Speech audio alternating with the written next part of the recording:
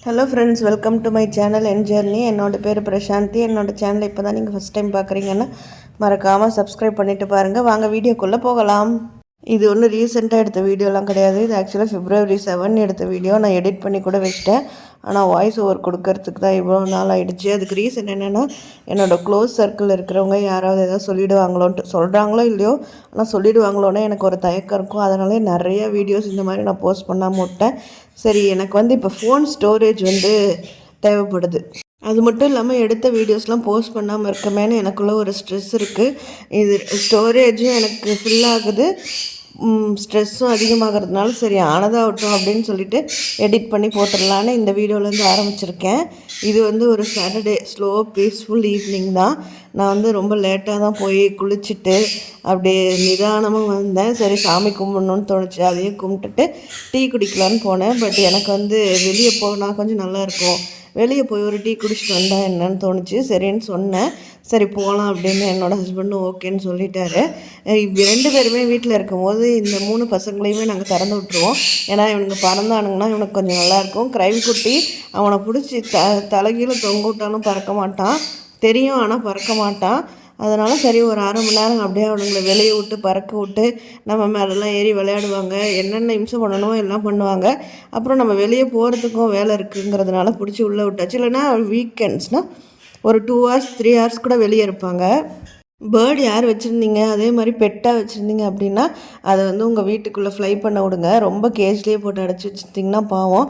என்னோடய பேர்டு வீட்டுக்குள்ளே நல்லா பறக்கும், அதே மாதிரி நல்லா பேசவும் செய்யும், தேவைங்கிறதெல்லாம் கேட்கும், கூப்பிடும், அந்த மாதிரி நிறைய அட்டகாசம் பண்ணும். நல்லாயிருக்கும் அப்படி இருந்தால் தான். இல்லைன்னா பெட்டாக வச்சுட்டு நம்ம கேஜ்லேயே இருந்துட்டு அதை பார்த்துட்டே இருக்கிறதுல எந்த யூஸும் இருக்காது. இந்த ஹேர் ட்ரையர் பார்த்திங்கன்னா நான் ஒரு 3 years முன்னாடியே வாங்கிட்டேன். ஆனால் ரொம்ப ரீசெண்டாக தான் யூஸ் பண்ண ஆரம்பித்தேன். எனக்கு எல்லாமே ஒரு தயக்கம். யூடியூப்மே நான் ஃபஸ்ட்டு 1000 சப்ஸ்கிரைபர்ஸ் கொரோனா டைம்லேயே கொண்டு வந்துட்டேன். பட் நான் கன்சிஸ்டண்ட்டாக யாரை பற்றியும் கேர் பண்ணாமல் போஸ்ட் பண்ணியிருக்கணும். பட் அது பண்ணாமல் விட்டதுனால இந்த 4000 வாட்ச் ஹவர்ஸ் என்னால் இன்னுமே கொண்டு வர முடியல. அதுக்கு மெயின் ரீசனே நான் தான். யாராவது எதாவது சொல்லிவிடுவாங்க அப்படின்ட்டு சொல்கிறாங்க தான். பட் என்ன பண்ணுறது, எனக்கு இது பிடிச்சிருக்கு. இதை பண்ணுறப்ப யாராவது ஏதாவது சொல்கிறப்ப கஷ்டமாக இருக்குது. பட் இதை பண்ண முடியலைங்கிற அந்த ஸ்ட்ரெஸ் இன்னும் ஓவராக இருக்குது. ஓகே, நம்மளும் ஒரு நாள் இதில் ஷைன் பண்ணோம் அப்படின்னா அவங்க அதெல்லாம் விட்டுருவாங்க அப்படின்ற ஒரு சின்ன நம்பிக்கை தான் இப்போ வந்திருக்கு. இந்த ரோடு பாருங்களேன், இந்த ஏரியா, அதாவது இது தாரமங்கலம் டு நம்ம ஜங்ஷன் போகிற ரோடு எவ்வளோ சூப்பராக இருக்குது பாருங்கள். 2 சைடும் நல்லா கடைகள்லாம் இருக்குது. இதெல்லாம் ரொம்ப பிரபலமான கடைகள் அப்படின்னு கிடையாது, ஆனால் கலர்ஃபுல்லாக இருக்குது. இந்த ரவுண்டானா இனாக்ரேஷன் பண்ணப்போ நிறையா பேர் அந்த ரீல்ஸில் போஸ்ட்டில் இன்ஸ்டாகிராம் ரீல்ஸ்லலாம் பார்த்துருப்பீங்க.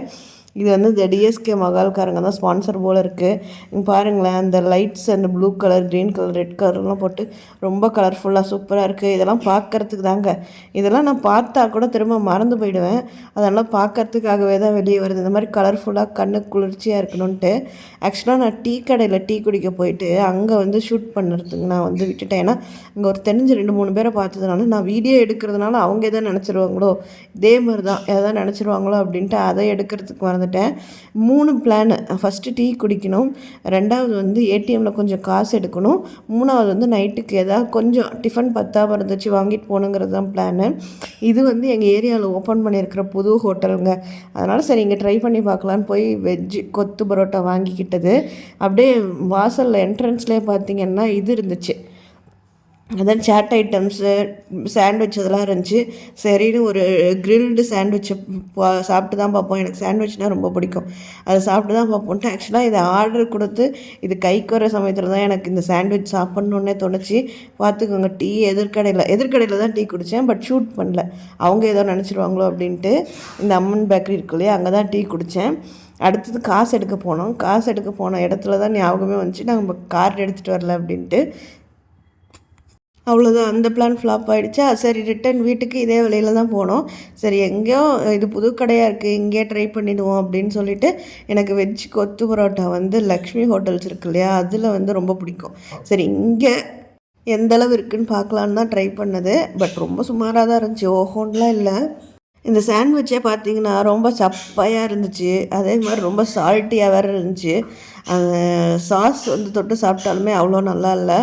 ஏதோ மயோனைஸ் மட்டும்தான் சாண்ட்விச்சில் இருந்த மாதிரி ஒரு ஃபீல் ஆச்சு. வெள்ளரிக்காய்லாம் அவ்வளோ வெள்ளரிக்காய் அவ்வளோ தின்னாக ஸ்லைஸ் பண்ணி போட்டிருந்தாங்க. அப்படி ஒரு ஸ்லைசர் எங்கே வாங்கினாங்கன்னு கூட தெரியல. பட் என்னன்னா வெளியே உட்காந்து சாப்பிட நல்லா இருக்குன்னு. ஆக்சுவலி இந்த கடையில் கூட்டமே இல்லைங்கிறதுனால நாங்கள் வந்து இந்த கடையில் ஆளுங்க வரலன்னு நினச்சிட்டோம். பட் அப்புறம் உள்ள கடைக்கிட்ட போன வாட்டி தான் சொன்னாங்க, மேலே வந்து டைனிங், கீழே வந்து செல்ஃப் சர்வீஸ் அப்படின்னு. டீ குடிச்சிட்டு ஏடிஎம் தேடி போனப்போ நிறைய சந்துக்குள்ளெல்லாம் போயிட்டு இருந்தோமா. அப்போ வந்து இந்த பண்டிகையெல்லாம் இப்போ ரீசெண்டாக போட்டுட்டு இருந்தாங்க. அப்போது ஒரு இடத்துல வந்து சூப்பராக வந்து இது பண்ணி வச்சுருந்தாங்க.